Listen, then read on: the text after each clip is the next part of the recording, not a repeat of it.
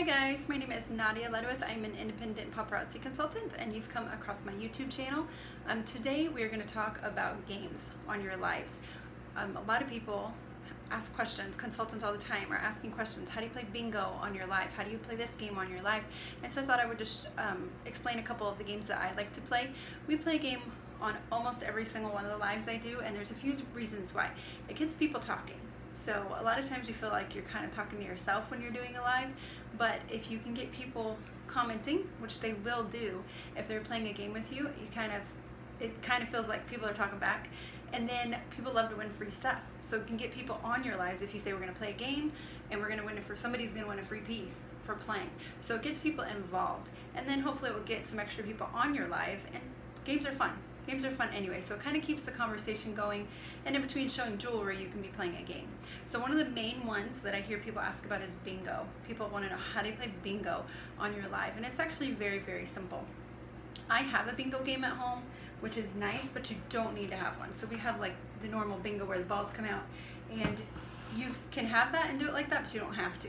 So if you do have that, it's easy. The balls already have numbers on them. They do have the bingo, and I just say ignore those. Doesn't matter. It's whatever number is coming out on the ball. Before the live, I like to put a post on Facebook where people can go ahead and pick 5 numbers. So they need to pick 5 numbers between 1 and 50. That way they know it's coming. Tell them to write their numbers down so they have them in front of them, so when you're going live they can be playing along. I also like for them to try to get their numbers in before the live starts for a couple reasons. If they're late to the live, then you're gonna have to keep saying, hey, pick 5 numbers, and they've already missed some of the game. And then also that you can go back, if somebody does say, hey, I got bingo, you can go back just to make sure and check that those were the right numbers, okay? So before the live, they're gonna pick 5 numbers. I like to pick through 1 through 50. It's just narrows it down a little bit, makes it a little easier. So my game comes with this card, which goes past 50, so we just take all the numbers above 50 out. And so that way I'm only going to pick numbers 1 through 50. And so this just helps me to keep track of the numbers. As we pick the balls, either myself or my daughter will put them next to the numbers that we've called, and that way you know what numbers you've called. A lot of times people say, hey, what numbers did I miss? Or hey, can you catch me up? And that's up to you if you want to catch them up.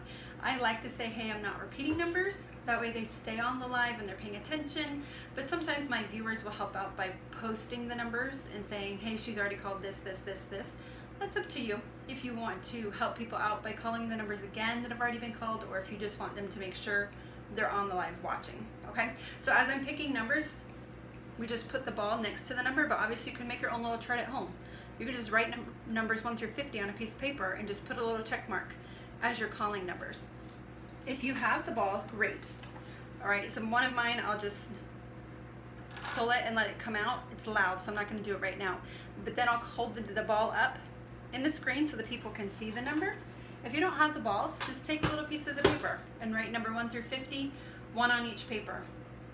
And you can just pull it out of a bag, all right? Shuffle it up, pull out a number, it's number 5. Hold up that number and let them see it. Now, if somebody has a number you called, so say you call number 5 and that was on somebody's list, they're gonna write the letter B and put it into the comments. So they don't have to be in order. I never make them go in order. That'd be impossible to win. So if their numbers were 5, 10, 15, 20, 25, and you call number 5 at any time, they're just gonna write B.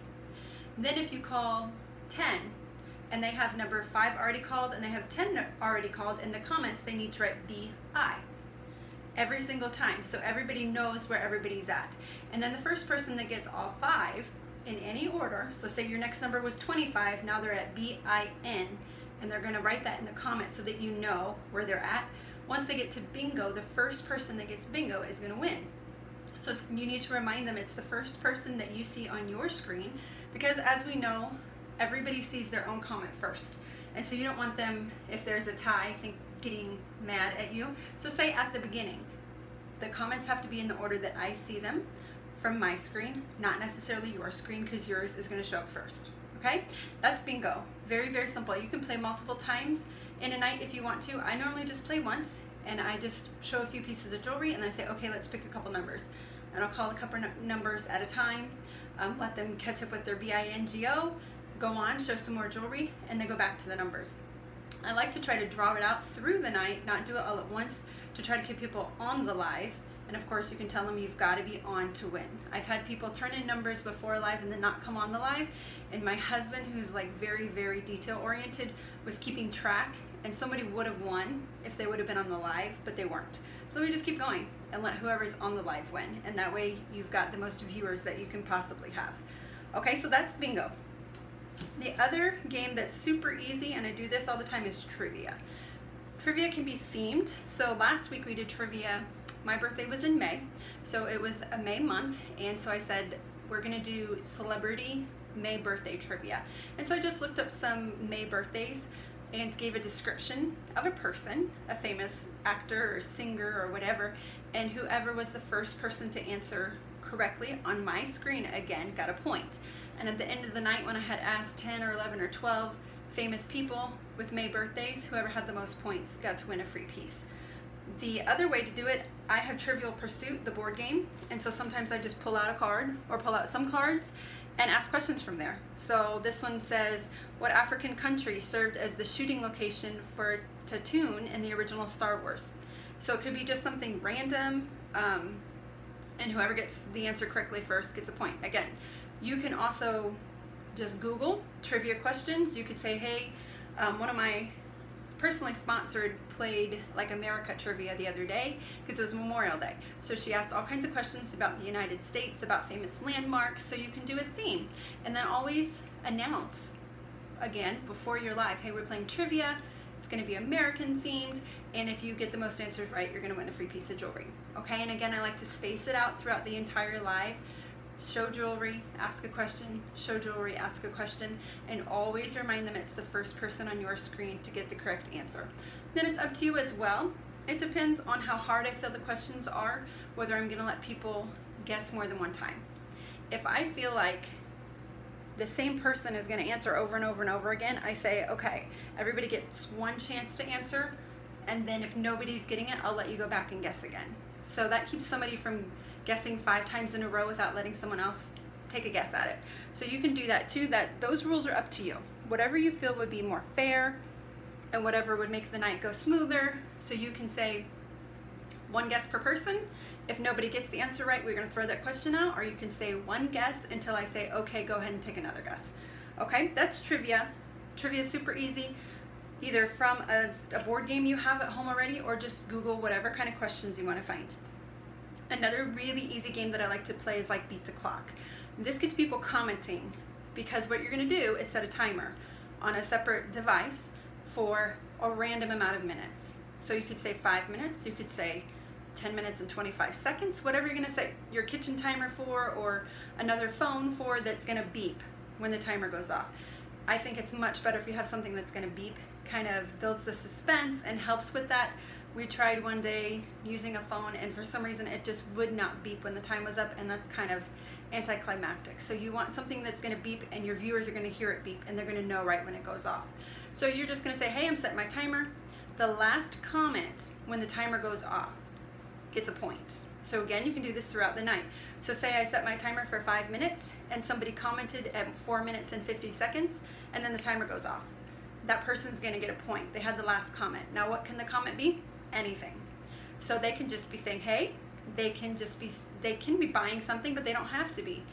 With Paparazzi, you cannot link winning something with buying something. So not just the people that are buying get to play the games, everybody gets to play the games. And that way too, if you give away a free piece to somebody that's never tried Paparazzi before, they may fall in love with it and become a customer anyway. But you're not gonna say whoever buys tonight has a chance at winning. You're gonna say everybody has a chance at winning. And so whoever made the last comment before your timer goes off, again on your screen, gets a point. And you keep going throughout the night. Whoever has the most points at the end of the night wins a free piece. Okay? If you feel like you can't give away a free piece every time you go live, maybe you're just starting, say you get a point, and maybe at the end of the month, whoever has the most points at the end of the month gets a free piece. Okay? You don't have to give it away every time, but you want to give away something eventually for the playing games just to get people involved. So that comment one with the timer, very, very simple. Another simple one, I will ask a question and I'll say I need the 4th person that tells me their favorite color. So everybody can play that, and it's totally random. A lot of times trivia, it's like some people are really good at trivia and some people don't want to play. But with this one, everybody can answer. So I'll say the fourth person on my screen to tell me their favorite color. And then I'll wait for comments to come in, and the fourth one on my screen gets a point. So everybody can play that. You can ask totally random questions, and whoever, if you say seventh person on my screen, first person on my screen, whoever gets the answer in that order gets a point. That one you want to be careful. Say you have 10 people on your live and you say the 10th person to name their favorite animal. Well, maybe not all 10 people are going to play. So I don't pick a super high number based on who is on my live. Say there's 10 people on my live, probably wouldn't go past seventh person to say this, because that many people might not want to answer. And again, on that one, you might want to say one answer only, because if not, people will just comment until their name comes up as your fourth person. So normally there too, I'd say one answer per person, okay?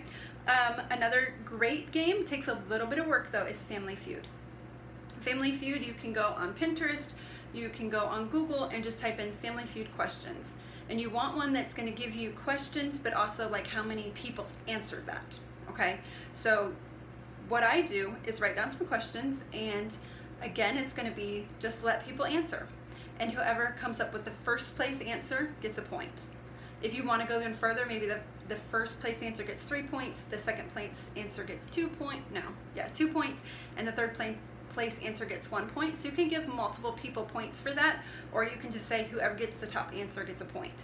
And when you're going online to find those questions, just make sure it's telling you like the top 5 answers or whatever. And I write those questions down. I write down the top 5 answers just so I can say, oh yeah, you got the third place. Well, you got to get first place to get a point. And there's lots of fun questions out there. Just make sure you know who has the top answer or what the top answer was. Okay, one more that I love to play is Name That Tune. And what I'll do is write down some words to some famous songs. Not necessarily play the music, because you're not supposed to do that on Facebook unless you own the music, but we'll just write down some words to some favorite songs, and where I stop, you've got to tell me what that song is or who sang that song, however you want to do it. So if I said somewhere over the, I would want somebody to write rainbow as the answer. Okay, so you don't have to play the music, just use some of the words, or you could say, I want to know who wrote that song and the title. Very simple, but a lot of these you can adapt to yourself. You can change the rules for whatever you think is going to work for your audience, but they're very, very easy to play. They just, sometimes you need to put a little work into it beforehand. So that was 1, 2, 3, 4, 5, 6, like 6 or 7 games that I love to play.